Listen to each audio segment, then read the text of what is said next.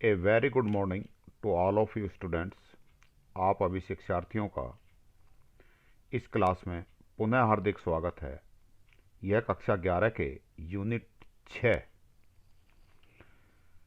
के लिए है। अभी तक हमने 2 यूनिट्स पे काम किया है। पहली यूनिट माइक्रो इकोनॉमिक्स की यूनिट 4 जो इंट्रोडक्शन से रिलेटेड थी। दूसरी यूनिट पे हमने बात की थी कंज्यूमर्स इक्विलिब्रियम एंड डिमांड, उपभोक्ता संतुलन और मांग। वो सारे लेक्चर्स हमारे कंप्लीट हो चुके हैं।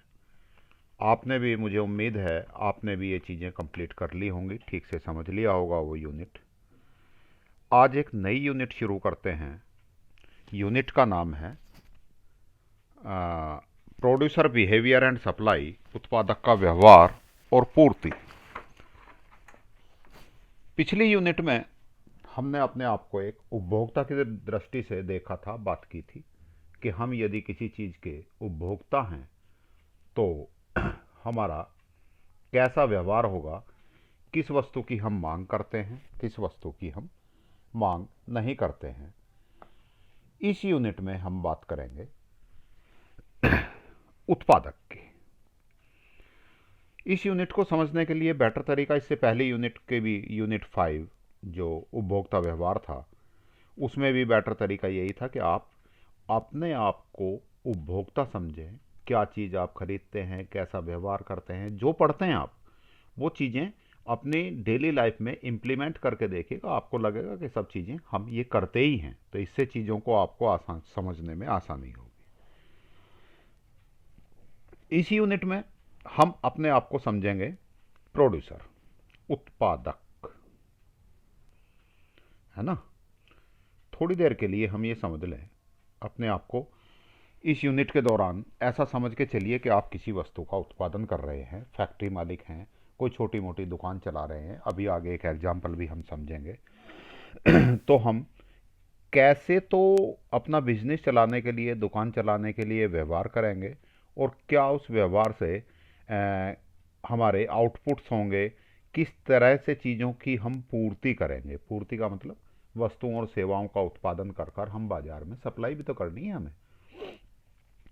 तो ये यूनिट 6 यूनिट है। 4 और 5 यूनिट हमारी हो चुकी हैं, बड़ी यूनिट है। 6 यूनिट का फर्स्ट पार्ट है ये। हमारे सिलेबस में 13 मार्क्स की यूनिट है बेटा जी। 13 मार्क्स। यूनिट 4 भी 13 मार्क्स की ही थी। इसका हम इतना पार्ट इस नोट्स में कंप्लीट करेंगे। हो सकता है इसके लिए 2 क्लास लग जाएं, है ना। तो इन दोनों क्लास में हम कंप्लीट करेंगे part 1, meaning of production function. Meaning of production function का अर्थ है उत्पादन फलन का अर्थ, है ना। प्रोडक्शन फंक्शन होता है उत्पादन फलन। शॉर्ट रन, अल्पकालीन और दीर्घकालीन उत्पादन फलन क्या क्या होते हैं, एक तो इसमें हम ये चीज़ें पढ़ेंगे। सबसे पहले तो हम यही पढ़ेंगे कि उत्पादन फलन होता क्या है। तुमने तो शायद पहली बार ही नाम सुना होगा। टोटल प्रोडक्ट, कुल उत्पाद। एवरेज प्रोडक्ट, औसत उत्पाद। एंड मार्जिनल प्रोडक्ट, इसके बारे में पढ़ेंगे। रिटर्न टू ए फैक्टर, एक कारक के प्रतिफल। इन चीज़ों के बारे में पढ़ेंगे। बाकी सिलेबस में ये चीज़ें और भी हैं, लेकिन इन चीज़ों के बारे में अभी हम बात नहीं करेंगे। चार चार क्या, ये 3 में, ये वाला एक पार्ट, थर्ड पार्ट में ही है सारा सारा कुछ। तो इनमें तो अलग अलग नोट्स हैं, अलग अलग क्लासें होंगी, तो मुझे लग रहा है 6-7 क्लास, 8 क्लास भी हो सकती हैं इसमें, है ना। थोड़ा सा बड़ा चैप्टर है। 13 मार्क्स ऐसे ही नहीं दे देती जो हमारी एग्जामिनेशन बॉडी है। ये सिलेबस हिंदी में लिख रहा है। एक सलाह आपको कि आप जब भी किताबें पढ़ें, विशेषकर इस वर्ष के लिए सलाह है 2020-21 के लिए, आप सिलेबस कंसीडर जरूर करें। एक सिलेबस की कॉपी, रिवाइज्ड सिलेबस की कॉपी अपने मोबाइल में, अपनी बुक में, प्रिंट फॉर्म में या मोबाइल में पीडीएफ फॉर्म में ज़रूर रखें। जो भी चैप्टर पढ़ना शुरू करें उस चैप्टर को आप पहले सिलेबस देख लें, उस चैप्टर में जो किताब में एक्स्ट्रा चीज़ें हैं उनको काट दें शुरू में ही, जो जो चीज़ें आपको नहीं पढ़नी है, क्योंकि आपकी किताबों में बहुत सारा इस बार सिलेबस कट हुआ है। 30% सिलेबस कम हुआ है, तो बहुत सारा सिलेबस, वही 30% सिलेबस कम हुआ है, तो वो चीज़ें टॉपिक सारे किताबों में तो हैं। तो आप बिना मतलब कहीं ऐसा ना हो आप मेहनत भी कर रहे हो और वो एग्ज़ाम में ही ना आना हो। चलिए आज चैप्टर शुरू करते हैं। अब ये 6 चैप्टर है। सबसे पहले हम बात करते हैं कॉन्सेप्ट ऑफ प्रोडक्शन फंक्शन, उत्पादन फलन की अवधारणा। उत्पादन फलन प्रोडक्शन फंक्शन होता क्या है ना। अच्छा जी, इसको हम पढ़ते हैं। तो उत्पादन का मतलब है किसी चीज या, यहाँ जब भी हम प्रोडक्शन करते हैं, अंडरस्टूड है किस किस चीज का प्रोडक्शन करेंगे, गुड्स का एंड सर्विसेज का, सेवाएं, है ना। जैसे एक डॉक्टर आपको सेवाएं देता है, एक इलेक्ट्रॉनिक्स का दुकानदार आपको वस्तुएं देता है ना। आपने एक फ्रिज खरीदा तो फ्रिज किस में आएगा, गुड्स या कॉमोडिटी में। एक फल विक्रेता आपको आम खरीदते हैं आप, तो वो क्या दे रहा है, गुड्स, आम, कॉमोडिटी। और या जैसे डॉक्टर है, वकील है, टीचर है, ये सब आपको सेवाएं दे रहे हैं। तो आउटपुट नीड्स इनपुट,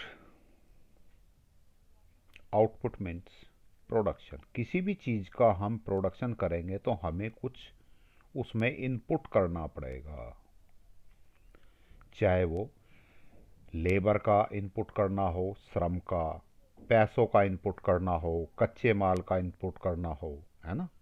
कुछ ना कुछ हम लगाएंगे तभी उत्पादन होगा। बिना कुछ किए उत्पादन नहीं होगा।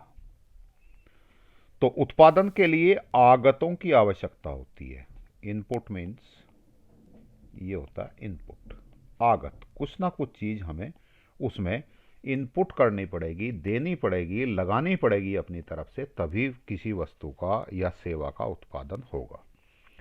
The common factors of production are, production के लिए ये 4 चीजें तो हमें पक्का ही चाहिए, है ना। प्रोडक्शन चाहे गुड्स एंड सर्विसेज, अब आगे जब भी मैं बात करूंगा इसलिए मैंने 3-4 बार बोल दिया कि प्रोडक्शन के लिए, तो प्रोडक्शन का अर्थ है गुड्स एंड सर्विसेज का प्रोडक्शन। आपको अंडरस्टूड हो जाना चाहिए प्रोडक्शन किसका हो रहा है, या तो किसी सेवा का या किसी वस्तु का। प्रोडक्शन के लिए क्या क्या चीजें चाहिए ये तो मस्ट है, इसके अलावा और बहुत सारी चीजें चाहिए, वो अलग अलग प्रोडक्शन के लिए। जैसे मान लीजिए आइसक्रीम का प्रोडक्शन करना है तो दूध भी चाहिए कच्चे माल के रूप में। लेकिन लैंड, कम या ज्यादा जमीन जरूर चाहिए, है ना। भूमि आपको जरूर चाहिए। आप चाहे सर्विसेज का कर रहे हैं तो एक दुकान से काम चल जाएगा, कोई फैक्ट्री लगा रहे हैं, बहुत बड़ी फैक्ट्री भी हो सकती है, किसान हैं तो पूरा खेत चाहिए। लेबर, श्रम, चाहे खुद करें चाहे श्रमिक हम पे लें, उनको श्रमिक भाड़े पे लेके हम श्रमिकों से काम करवाएं, लेकिन उसमें प्रोडक्शन में श्रम की आवश्यकता होगी, लेबर की आवश्यकता होगी। थर्ड इज कैपिटल, पूंजी, कुछ पैसा भी जरूर लगेगा। फोर्थ इज एंटरप्रेन्योरशिप, इसको हिंदी में बोलते हैं उद्यम वृत्ति। क्या होती है, कुछ आइडिया है। उद्यम वृत्ति होती है, फॉर एग्जाम्पल मेरे पास, मुझे कोई आइडिया देता है कि सर आप दुकान खोल लो, दुकान खोलने के लिए आपको 5 लाख रुपए की आवश्यकता होगी, ठीक है। दुकान भी, इसी 5 लाख रुपए खर्च करने में आपको दुकान भी मिल जाएगी, है ना। तो इसका मतलब भूमि भी मिल गई, श्रमिक भी मिल जाएगा जी, मैं वहाँ पे नौकरी भी कर लूँगा। पूंजी आपके पास 5 लाख रुपए है, तो मेरे पास 5 लाख रुपए भी हैं। मान लीजिए मेरे घर में नीचे दुकान भी है ना। तो भूमि भी हो गई मेरे पास, पूंजी भी हो गई, श्रमिक भी हो गया, मैं खुद भी कर लूँगा या किसी ने मुझे ऑफ़र कर दिया कि जी मैं रह जाऊँगा आपकी दुकान पे, मुझे तनख्वाह दे देना, सारी चीज़ें हैं। उसके बावजूद भी मैं हमेशा बिजनेस नहीं कर लेता। हर व्यक्ति जिसके पास भूमि है, श्रमिक हैं, पूंजी है, वो बिजनेस करेगा ऐसा ज़रूरी नहीं है। इस बिजनेस को करने के लिए उद्यम वृत्ति चाहिए। उद्यम वृत्ति का मतलब होता है काम करने का जोखिम। हुँ? काम मीन्स बिजनेस, या जो भी हम उत्पादन कर रहे हैं, फैक्ट्री लगा रहे हैं, जो भी कुछ कर रहे हैं, का जोखिम, रिस्क उठाना पड़ेगा। घाटा भी हो सकता है, ज़रूरी नहीं है 5 लाख रुपए लगा के मुझे हमेशा ही फ़ायदा हो, घाटा भी हो सकता है। उस काम के दौरान जो परेशानियां आएंगी, मान लीजिए कोई फैक्ट्री लगाई हुई है, मशीन ख़राब हो गई, श्रमिक क्या करेगा? वो तो आपको इन्फॉर्म करके कि जी मशीन ख़राब हो गई है, बैठ जाएगा। अब श्रमिक को बैठे हुए को तो तनख्वाह देनी है। अब कहाँ से इंजीनियर आएगा, कहाँ से उसको ठीक करने के लिए जो पुर्जे चाहिए इंजीनियर को, वो कहाँ से आएंगे, कितनी जल्दी मशीन ठीक हो, ये सारी सिरदर्द कौन लेगा? मालिक, एंटरप्रेन्योरशिप।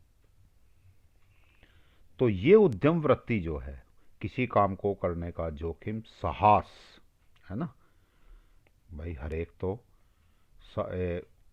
नहीं उठा पाता ना, बिजनेस करने का साहस नहीं कर पाता, इस डर के बैठ जाता है यार कहीं पैसे का घाटा हो गया तो क्या होगा, दुकान ना चली तो क्या होगा।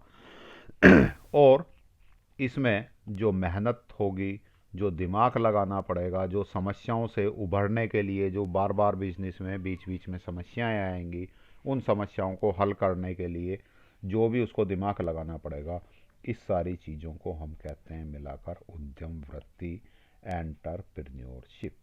समझ आई बात? इसका मतलब ये किसकी होती है? मालिक की होती है।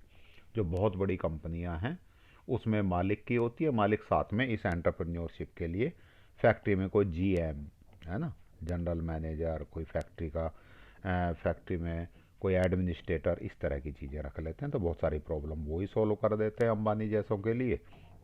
और फिर भी कोई प्रॉब्लम आती है तो जो अंबानी जी हैं वो करते हैं सॉल्व। तो समझ आई, ये चार चीज़ें तो चाहिए ही चाहिए भाई, इनके बिना तो काम होगा ही नहीं। इसके अलावा कच्चा माल है, बिजली है, और चीज़ें अलग हैं। तो अब वस्तु के, अब ये तो हो गए हमारे common factors of production. Production के फैक्टर क्या क्या हैं? 4 फैक्टर हो गए। इन फैक्टर्स के, जो प्रोडक्शन के फैक्टर हैं और प्रोडक्शन जो हुआ है, इनके बीच का जो संबंध है वो कहलाता है production function. The functional relationship between physical input जो हमने इनपुट किया है, जो उसमें आगतें दी हैं, जैसे लैंड दिया, कैपिटल दिया, लेबर दिया, entrepreneurship the, and physical output, कितना उत्पादन हुआ ऑफ ए कॉमोडिटी, उस वस्तु का कितना तो उत्पादन हुआ और कितना हमने उसमें इनपुट दिया, इन दोनों का जो फंक्शनल रिलेशनशिप है, that is called production function. एक वस्तु के भौतिक आगतों इनपुट्स एंड भौतिक उत्पाद जो प्रोडक्शन हुआ के बीच पाए जाने वाले फलनात्मक संबंध को उत्पादन फलन कहते हैं, प्रोडक्शन फंक्शन कहते हैं। तो समझ आई बात? यहाँ हम सिलेबस की जब बात कर रहे थे, मीनिंग ऑफ प्रोडक्शन फंक्शन, इतनी बात हमारी पूरी हो गई। प्रोडक्शन फंक्शन किसे कहते हैं? हम किसी भी उत्पादन को करने के लिए कुछ चीज़ों का इनपुट्स करते हैं, कुछ चीज़ों को उसमें आगत करते हैं। उन कितना हमने इनपुट किया, कितनी आगतें दी और कितना हमारा उत्पादन हुआ, इसके बीच में पाए जाने वाला फलनात्मक संबंध, फंक्शनल रिलेशनशिप को उत्पादन फलन कहते हैं। For example, Q x is a good, एक वस्तु है कोई, या कॉमोडिटी कह सकते हो आप, एक ही बात है बेटा जी। एक्स वस्तु की क्यू इकाइयों का, क्यू यूनिट्स का उत्पादन करने के लिए हमें इतनी लेबर चाहिए, इतनी कैपिटल चाहिए, पूंजी चाहिए। That is functional to L B को आगे हम जब बात करेंगे भूमि को हम एल से लिखा करेंगे, श्रम को एल बी लेबर, ये लैंड हो गई, ये लेबर हो गई, ये कैपिटल को हम सी से लिखते हैं, है ना, कभी या के से लिखते हैं, सॉरी के से लिख देते हैं। कैपिटल की स्पेलिंग भले ही कैपिटल की स्पेलिंग ये होती है लेकिन के से लिखते हैं क्योंकि ये कहीं इटालियन और इटैलिक और वो वाला चक्कर है। चलिए हम आगे से के से डिनोट करेंगे पूंजी को, इतना ध्यान रखते हैं। अब बात करते हैं फिक्स्ड फैक्टर, वेरिएबल फैक्टर। चलिए, fixed factors are those factors which does not change with the change in the output. ऐसे फैक्टर जो आउटपुट में चेंज होने पर भी चेंज नहीं होते, जैसे आइसक्रीम मेकिंग मशीन है, आइसक्रीम बनाने की कोई फैक्ट्री आपने लगा रखी है, आपने उसमें एक मशीन लगा रखी है। जब सर्दियां होती हैं, आइसक्रीम की मांग कम होती है, आप प्रतिदिन 1000 आइसक्रीम बनाते हैं, मशीन एक ही है। जमीन का टुकड़ा भी, भूमि भी उतनी ही है, फैक्ट्री उतनी भूमि में। जब गर्मियां आ जाती हैं और गर्मियों में जब आइसक्रीम की डिमांड बढ़ जाती है और 5 गुना बढ़कर 5000 आइसक्रीम पर डे बनानी है, तब भी ज़मीन तो उतनी है, मशीन भी एक ही है, तब आप 5000 बनाते हैं। इट मीन्स ये कैसे फैक्टर हो गए बेटा जी? Fix factor. समझ आई बात? स्थिर कारक वे कारक हैं जिनका प्रयोग उत्पादन में परिवर्तन होने से परिवर्तित नहीं होता। भले ही आप 1000 आइसक्रीम का उत्पादन करें, चाहे 5000 आइसक्रीम का उत्पादन करें, चाहे 2000 आइसक्रीम का उत्पादन करें, आपको कोई भी चेंज मशीन में और भूमि में, अर्थात जितनी फैक्ट्री बड़ी है उतनी रहेगी, डबल फैक्ट्री आप नहीं कर रहे, तो ये फैक्टर कहलाएंगे स्थिर कारक, फिक्स्ड फैक्टर। उदाहरण के लिए मशीन, भूमि। वेरिएबल फैक्टर, कुछ फैक्टर क्या होंगे? परिवर्ती कारक, जो परिवर्तनशील हैं, जो वेरीज करते हैं। जब 1000 आइसक्रीम बना रहे थे तो दूध या क्रीम कम लग रही थी, जब 5000 बना रहे थे तो पहले की अपेक्षा दूध और क्रीम आप ज़्यादा खरीदेंगे। इनमें मजदूर कम थे, इनमें मजदूर ज़्यादा थे। तो variable factors are those factors which varies और change with the change in the output. Output जितना उत्पादन कम करेंगे तो कम चाहिएंगे, ज़्यादा करेंगे तो ज़्यादा चाहिएगा।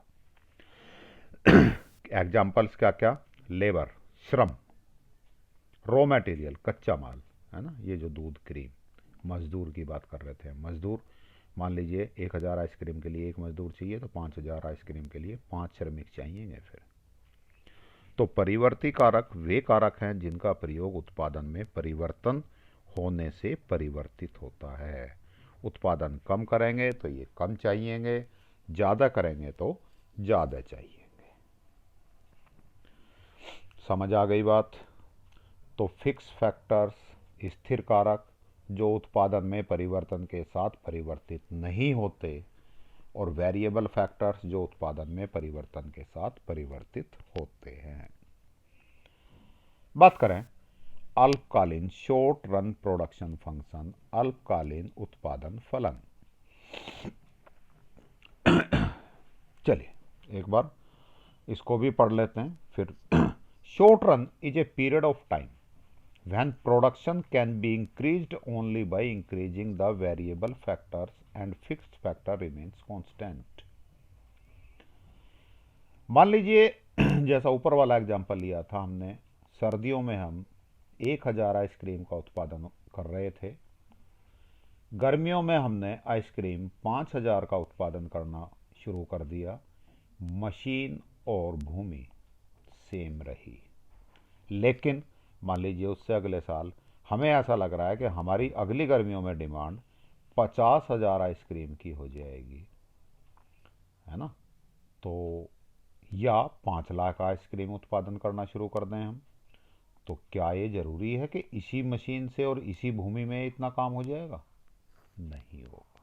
कई बार हमें प्रोडक्शन के फिर सारे फैक्टर बदलने पड़ते हैं। मशीन भी हो सकता है एक के बजाय 2 लेनी पड़े, फैक्ट्री भी ऐसा हो सकता है जितनी बड़ी थी उससे दुगनी करनी पड़ जाए या 3 गुना करनी पड़ जाए। तो यदि हम उत्पादन के सारे ही कारक, जैसे यहाँ भूमि और मशीन, ये दोनों कारक फिक्स थे, स्थिर थे, यदि इनको भी बदलना पड़े तो वो कहलाता है लॉन्ग रन। और अल्पकाल में कुछ कारक तो स्थिर होते हैं। ये अल्पकाल का उत्पादन है, 1,000 से 5,000। क्यों है? क्योंकि इसमें कुछ कारक तो स्थिर हैं। कौन कौन से कारक स्थिर हो गए? भूमि और मशीन। और कुछ कारक कैसे हो गए इसमें? परिवर्तनशील। कौन कौन से हुए? कच्चा माल, दूध और क्रीम और श्रमिक, ये परिवर्तनशील हो गए। तो short run is a period of time. इतना पीरियड है ना, ये महीनों में नहीं नाप सकते आप इसको, घंटों में, महीनों में, दिनों में ऐसे नहीं नाप सकते। इसको हम टाइम जरूर कह रहे हैं, काल जरूर कह रहे हैं, लेकिन इसको घंटा, मिनट, सेकंड या दिन या वर्ष उसमें नहीं नाप सकते इसको। ये कौन सा पीरियड है, भले ये 10 साल का भी हो, है ना। या हमने 1 महीने में ही फैक्ट्री भी डबल कर दी, मशीन भी डबल कर दी, 1 से 2 कर दी, श्रमिक भी डबल कर दिए, उत्पादन भी डबल कर लिया, तो वो 1 महीना ही लॉन्ग पीरियड हो जाएगा। तो अल्पकाल वो समय है, वह समय अवधि है जिसमें केवल परिवर्ती कारकों के प्रयोग में वृद्धि करने से ही उत्पादन बढ़ाया जा सकता है। परिवर्तनशील जो कारक थे, है ना, 2 कारक पढ़े थे ना हमने अभी, वेरिएबल, इनमें चेंज करके ही प्रोडक्शन बढ़ा सकते हैं। तथा इसमें स्थिर कारक स्थिर रहते हैं। जैसा हमने यहाँ एग्जाम्पल पढ़ा था, मशीन और भूमि ये दोनों स्थिर ही रहेंगे। प्रोडक्शन बढ़ाने के लिए हमने क्या किया? केवल श्रम, कच्चा माल आदि, बिजली का खर्च, ऐसे में कुछ ही कारकों में परिवर्तन किया, कुछ कारक स्थिर रखे, तो वो टाइम कहलाता है short run production function. Production function in which factor ratio tends to change with change in volume of output. अभी इसको समझते हैं। ये देखिएगा, शॉर्ट रन का 40 units of x commodity produce करने के लिए हमें 4 लेबर चाहिए और 5 कैपिटल चाहिए। पूंजी कितनी चाहिए हमें? 5 लाख हो सकती है, 5,000 हो सकती है, उसको छोड़ दो आप। 4 श्रमिक चाहिए। जब हम 40 से 50 वस्तुओं का उत्पादन करते हैं तो हमने लेबर 4 के बजाय कितनी लगानी पड़ी हमें? 6। तो लेबर चेंज कर ली, 4 से लेबर कर दी 6, कैपिटल सेम रही, पूंजी सेम रही, वही 5 ही रही। तो ये कहलाएगा प्रोडक्शन में चेंज कर दिया ना, 40 से 50 कर दी प्रोडक्शन, लेकिन ये कैपिटल वाला जो फैक्टर है, कारक है, ये स्थिर है। ये कारक हमारा स्थिर कारक है और ये परिवर्ती कारक हो गया। दोनों तरह के यदि कारक वहाँ हैं, केवल परिवर्ती कारक में परिवर्तन से यदि उत्पादन में परिवर्तन किया जा सकता है तो वो कहलाता है हमारा अल्पकाल। क्लियर हुई बात? यहाँ अनुपात कितना था? यहाँ पे अनुपात था 44:5 का, 40:4:5। ये क्या था? उत्पादन था, Q, ये लेबर और ये कैपिटल। इस रेशो को मैं यहाँ यहाँ ये चेंज होके हो गया 50:6:5। तो दोनों अलग अलग हो गए ना। तो इसमें हम ये कह सकते हैं यह वह उत्पादन फलन है जिसमें उत्पादन के स्तर में परिवर्तन के साथ साथ कारक अनुपात में परिवर्तन होता है। 40:4 से परिवर्तित होकर 50:6 हो गया। उत्पादन को केवल एक परिवर्ती कारक के प्रयोग में वृद्धि करके बढ़ाया जा सकता है। केवल एक में वृद्धि की, इसमें वृद्धि की और उत्पादन बढ़ गया। इसका अध्ययन हम कारक के प्रतिफल के संबंध में करते हैं। Return to a factor. Output increased by increasing the application of one variable factor only. केवल एक फैक्टर, वेरिएबल फैक्टर में चेंज करके हम प्रोडक्शन को बढ़ा सकते हैं। और शॉर्ट रन प्रोडक्शन कैसे, किसके अंडर में पढ़ते हैं हम? Return to a factor. ये हम पढ़ेंगे ही, ये सिलेबस में हमने यहाँ बात करी थी, रिटर्न टू ए फैक्टर। ये क्या होता है अभी बात करेंगे।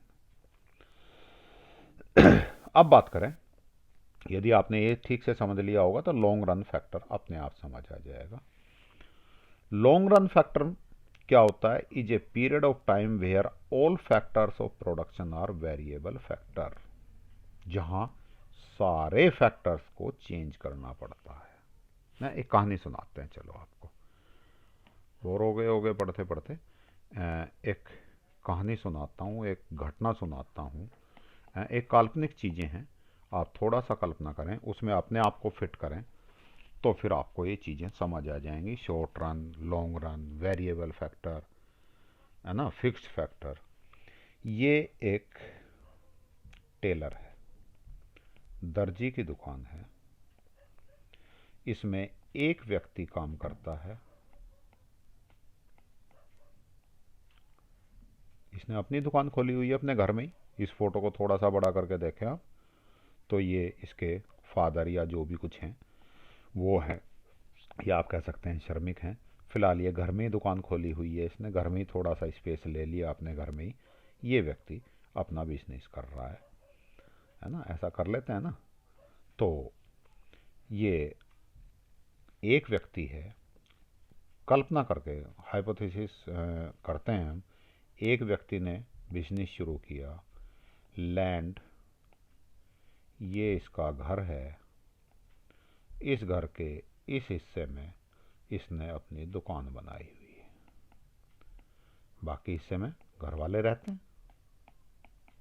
है ना, परिवार रहता है इसका। ये इसका एक तरह की इसकी भूमि हो गई। तो भूमि हम मान लेते हैं इसकी एक। पूंजी मान लीजिए शुरू में इसने 10,000 रुपये लगाकर दुकान शुरू की थी। 10,000 में इसने क्या करा होगा?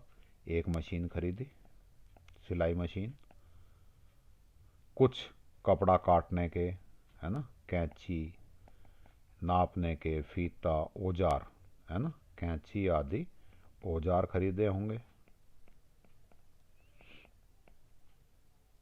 श्रम कितना है? एक ही है, अकेला व्यक्ति खुद ही कपड़े सिलता है। उद्यम वृत्ति भी इसी की है। या श्रम मान लीजिए आप, एक एग्जांपल मान लेते हैं, दो है, एक एक खुद है और एक इसने ये वाला व्यक्ति अपने काम पर लगा लिया है। ये एक श्रमिक है इसके पास, ऐसा मान लेते हैं। श्रम दो हो गए। अपना गुजारा कर रहा है, दुकान भी उसकी अपनी है, पूंजी 10,000 रुपये लगा रखी है, उसी में अपना सीलता है, कपड़े सीलता है, पैसे लेता है, अपना घर का गुजारा कर रहा है। जो श्रमिक है उसको पे दे देता है। अब होता क्या है कि कोई त्यौहार आता है ना, जैसे अब का सीजन चला है अभी, दीपावली आ गई। दीपावली के साथ ही थोड़े अभी दीपावली के जस्ट बाद ही शादियां शुरू हो गई, है ना। इस सीजन में लोगों को कपड़े सिलवाने की डिमांड बढ़ गई। बहुत सारे कपड़े लोग सिलवाना चाह रहे हैं। इसके पास पहले से ग्राहक, पहले कोरोना चल रहा था, ये बेचारा अकेला ही था श्रमिक, है ना। कोरोना काल में कपड़े सिलवाने कोई नहीं आया, इसने इसको भी बाहर निकाल दिया था।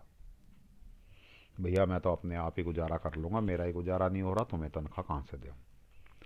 अब होता क्या है, कुछ कोरोना में ढील हुई, बाजार खुले और इसके पास कपड़े सिलने आने शुरू होते हैं। मान लीजिए इस श्रमिक की अपनी खुद की कपड़े सिलने की क्षमता 2 कपड़े, पैंट शर्ट या जो भी कुछ है, 2 कपड़े पर डे इसकी क्षमता है। पूरे दिन में लग के 2 कपड़े सिल पाता है। अब कपड़े दो आते हैं, दो सील देता है, अपना इसकी दिहाड़ी बन जाती है। समय के साथ कपड़े आने शुरू हो गए 3।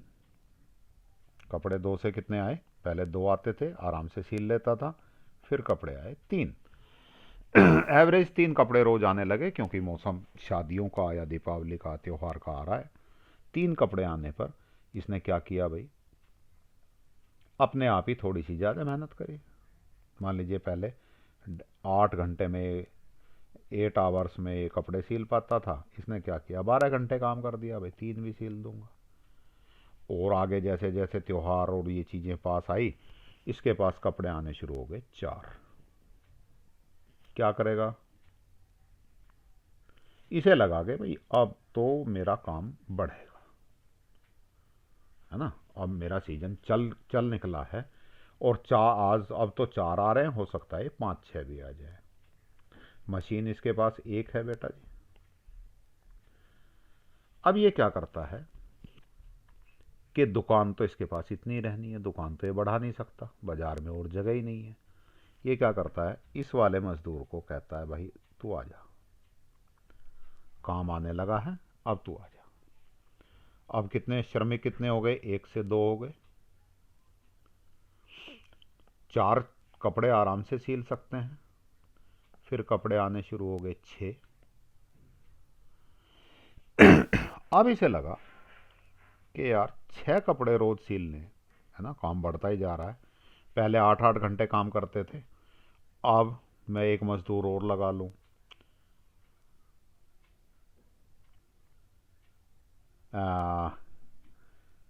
या एक मशीन और खरीद लूं, दुकान बड़ी कर लूं। बहुत सारे ऑप्शन हैं इसके पास। भाई इस दुकान की कैपेसिटी थी वास्तव में 4 कपड़े। ये सोच रहा था 4 कपड़े सिला करेंगे हम रोज, 2 मैं, 2 मेरा जो मजदूर है वो, और 4 कपड़े सीलने के बाद हम अपना आराम से अपना गुजारा हो जाएगा। लेकिन अब कपड़े कितने आने हो गए, शुरू 6। तो अब इसको करना क्या चाहिए था कि दुकान को 1.5 गुनी बड़ी करता, यही करना चाहिए ना।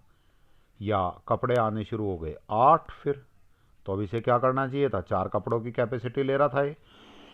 अब इसे करना चाहिए था अपनी दुकान को डबल कर लेता, मशीन 1 के बजाय 2 कर लेता, श्रमिक 2 के बजाय कितने कर लेता, 4। मशीन भी 1 से बढ़ा के 2 करनी चाहिए थी, श्रमिक 2 से बढ़ा के 4 करने चाहिए थे, भूमि 1 से बढ़ा के 2, अर्थात दुकान दुगनी बड़ी कर देनी चाहिए थी। लेकिन इसको पता है कि भैया दीपावली दीपावली के सीजन है, 1 महीने का काम है, इसके बाद फिर कपड़े 4 ही आने शुरू हो जाएंगे। अब मैं इतना खर्चा बढ़ा दूंगा तो फिर उतनी बड़ी दुकान का मुझे आगे 11 महीने कोई फ़ायदा नहीं होगा, 1 महीने का सीजन है। अब ये क्या करता है भाई, ये कहता है इस मज़दूर को कि भाई एक काम करो, सीजन आ रहा है, पीछे भी हमारा काम धाम बंद रहा था, 2 पैसे कमाने का टाइम है, तुम रात को ज़्यादा काम किया करो। क्या करेगा बेटा ये मज़दूर ये दोनों मज़दूर कितनी कितनी देर काम करेंगे, 14-14 घंटे, क्योंकि इन्हें पता है 1 ही महीने के लिए बात है। 14-14 घंटे दोनों काम करेंगे, कपड़ों के ऑर्डर पूरे कर देंगे, काम चलाते रहेंगे। 1 महीने बाद फिर इनको 8 से 4 पे ही आ जाना है, फिर अपना वही 8-8 घंटे 8-8 आवर्स काम करेंगे, है ना, 2-2 कपड़े सीलेंगे दोनों, और अपना ठीक गुजारा शुरू हो जाएगा। यहाँ इन्होंने कितने 8 4-4 कपड़े सिले थे, मेहनत की थी, पैसा कमा लिया। 1 महीने बाद शादी का सीजन निकल जाएगा, त्योहारों का सीजन निकल जाएगा, फिर अपना यहीं आ जाएंगे 4 कपड़ों पे। तो ये अब पहले उत्पादन कितना था बेटा इसका, 2 से उत्पादन करते हुए कितना कितना पहुंचा दिया इसने, 8। लेकिन भूमि कितनी थी उसके पास, 1। इस पूरे उत्पादन में भूमि 1 की 1 रही, पूंजी 1 की 1 रही, वही 10,000 थी, 10,000 ही रखी। श्रमिक 1 था, 1 से बढ़ा के 2 कर दिया, ऐसा ही किया। और क्या किया इसने, मशीन 1 की 1 ही रखी। या पूंजी आप हो सकता है इसको ज़्यादा काज बटन करने के लिए ज़्यादा ये अपने कैंची वगैरह एक एक जोड़ी और ख़रीदनी पड़ गई, कुछ धागे कुछ रील खरीदनी पड़ गई। पूंजी 1 से 2 मान लो, 10,000 से 20,000 कर लिया होगा इसने। तो बेटा अब इसमें देखिएगा कुछ फैक्टर, जैसे भूमि फैक्टर था, ये फैक्टर कैसा हुआ? स्थिर कारक। उत्पादन 2 था तब भी भूमि 1 ही थी। उत्पादन जब 8 कपड़ों का करने लगा ये, तब भी भूमि 1 ही। मशीन जिस पे कपड़े सिलते हैं, ये मशीन तब भी 1 ही थी, 2 शर्ट पे भी और 8 शर्ट पे भी 1 ही थी। तो ये कारक कौन से हो गए बेटा? स्थिर कारक, फिक्स्ड फैक्टर। समझ आ गई बात? और पूंजी जब उत्पादन बढ़ाया तो पूंजी कितनी कर दी? 1 से 2। श्रमिक कितने कर दिए? 1 से 2। तो उत्पादन बढ़ाने के लिए इसने ये दोनों फैक्टर कौन से हो गए? परिवर्ती, वेरिएबल फैक्टर, परिवर्ती कारक। अब क्लियर हो गई कॉन्सेप्ट? स्थिर कारक क्या होता है, समझ आ गया। परिवर्ती कारक क्या होता है, समझ आ गया। जो उत्पादन के साथ परिवर्तनशील हो जाएं वो परिवर्ती कारक, पूंजी और श्रमिक। स्थिर कारक जो उत्पादन में परिवर्तन के साथ परिवर्तन नहीं होते, परिवर्तित नहीं होते, उतने ही रहते हैं, वो कहलाते हैं स्थिर कारक। ये समय जो 1 महीने का था, ये कौन सा समय है बेटा? अल्पकाल। कौन सा? अल्पकाल है। क्यों है अल्पकाल? क्यों कह रहा हूं मैं? क्योंकि कुछ कारक इसमें स्थिर रहते हैं और कुछ परिवर्तनशील। अल्पकाल में यही तो पढ़ा हमने, जिसमें परिवर्ती कारकों के प्रयोग में वृद्धि करने से ही उत्पादन बढ़ाया जा सकता है, और इसमें स्थिर कारक स्थिर रहता है।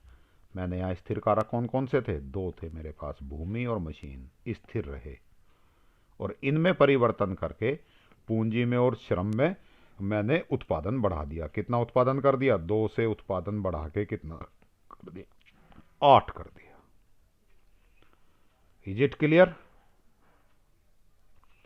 तो अब आपको उम्मीद है स्थिर कारक क्या होते हैं, परिवर्ती कारक क्या होते हैं, अल्पकाल क्या होता है, ये तीनों चीजें आपको समझ आ गई होंगी।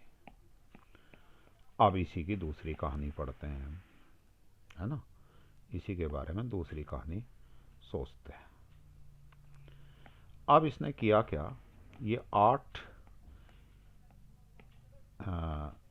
ये अपना काम चला रहा था, 8 कपड़े रोज सील रहे थे ये दोनों, है ना? इसने मजदूर को भी कह दिया था, है ना? बुजुर्ग सा मजदूर है ना ये बेचारा।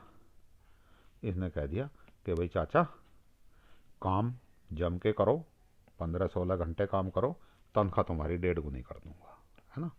इसे पता था 1 महीने का काम है, चाचा भी 2 पैसे कमा लेंगे, हम भी 2 पैसे कमा लेंगे, उसके बाद तो फिर अपना ठंडा मौसम हो ही जाएगा, फिर अपना गुजारा ही गुजारा होना है। लेकिन हुआ क्या? उस दौरान इन दोनों ने मेहनत करके कपड़े इतने बढ़िया सीले कि दीपावली का सीजन भी निकल गया, शादियों का सीजन भी निकल गया, इसके पास कपड़े 8 ही आते रहे। कपड़े कितने आते रहे रोज? 8 ही कपड़े आते रहे। 8 के बजाय बल्कि 9 हुए, फिर 10 भी कपड़े हो गए। अब 10 कपड़े के लिए इन्हें 16-17 घंटे रोज काम करना पड़ा।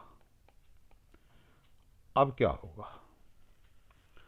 अब ये चाचा बोले कि भाई ऐसा है बेटा, मेरे बस की 1 महीना हो गया, मैं 16-17 घंटे रोज काम कर रहा हूँ और काम बढ़ता ही जा रहा है। भाई मैं बुजुर्ग आदमी हूँ, मुझसे इतना काम नहीं होगा। इधर इस मालिक को ऐसा लग रहा है कि यार थक तो तू भी रहा है ना, और काम चलेगा नहीं। और इसको बाजार के अपने इसका नेम एंड फेम सा हो गया, कपड़े बढ़िया सीलता होगा, मेहनत कर रहे हैं दोनों। इसको लगा कि भाई अब 8-9 कपड़े तो रोज आया ही करेंगे मेरे पास परमानेंट, अब ये 1 महीने का काम नहीं है, ये तो परमानेंट ही आएंगे। अब क्या सोचेगा भाई ये? इसके पास ये सारा सिस्टम कितने कपड़े बनाने का था? 2 का। चलो 4 मान लेते हैं, 4 कपड़े बना रहे थे दोनों मिल। अब ये क्या सोचेगा, यार परमानेंट ही मुझे यदि 10 कपड़े सिलने हैं तो मैं अब भूमि को भी कितना कर दूं। मान लीजिए 4 कपड़े सिलने के लिए इसके पास भूमि थी 1, पूंजी थी 1, श्रम था 2 और उद्यम वृत्ति को तो आप छोड़ दो, ये तो उद्यम वृत्ति वाला था, बंदा अकेला ही रहेगा। अब कपड़े कितने आने शुरू हो गए इसके पास, 8। इसको पता है 8 तो पक्का आएंगे ही आएंगे, पूरे साल ही आएंगे। मेरा मजमा अब दुकान जम गई है, लोग जानने लगे हैं और कपड़े में बढ़िया सिलता हूँ तो मेरे पास हमेशा लोग आएंगे ही। 10 भी आ सकते हैं, 7 भी, थोड़ा बहुत कम ज़्यादा हो सकता है, लेकिन एवरेज 8 कपड़े तो आएंगे। अब इसको पता है 16-16 घंटे रोज़ काम करके गुजारा होगा नहीं, है ना। 16 घंटे 20 घंटे और उधर ऑर्डर भी फिर अधूरे रह जाते हैं, तो वो जो ग्राहक हैं वहाँ भी थोड़ी सी गुडविल खराब होती है। अब इसने क्या किया, दुकान बड़ी कर लीजिए, अपने घर के बराबर में जो दूसरी बैठक थी उसके बीच की दीवार तोड़ के दुकान बड़ी बना ले। ये दुकान है ना, ये वाली तो दुकान है इसकी, ये बाहर कपड़े सिल रहा है, अंदर कपड़े रख रहा है। ये वाला भी ले लिया भाई, बच्चों से कह दिया ये खाली कर दो, ये सारा पोर्शन हो गया अब इसका। तो भूमि कितनी कर दी इसने, 2। पूंजी 10,000 की लगा रखी थी, अब 20,000 की लगा दी। श्रम पहले ये 2 थे, 2 मजदूर और पकड़ लाया, तो श्रम कितना कर दिया इसने, 4। अब रोज़ 2-2 कपड़े सिलो, 8 कपड़े सिल जाएंगे आराम से। 8-8 घंटे काम करो, शांति से रोटी खाओ, है ना। एक लिमिट से ज़्यादा श्रम करना हर एक व्यक्ति के एक लंबे समय तक बस की बात नहीं है। अब ये कौन सा काल हो गया, ये इसने कर दिया 15 दिन में ही कर दिया ये काम। तो ये 15 दिन का ही समय, अब ये कहाँ से, जहाँ 2-4 कपड़ों से इस स्थिति से इस स्थिति में पहुंच गए, ये कहलाएगा दीर्घकाल। कौन सा, दीर्घकाल, लॉन्ग रन प्रोडक्शन फंक्शन, दीर्घकालीन उत्पादन फलन।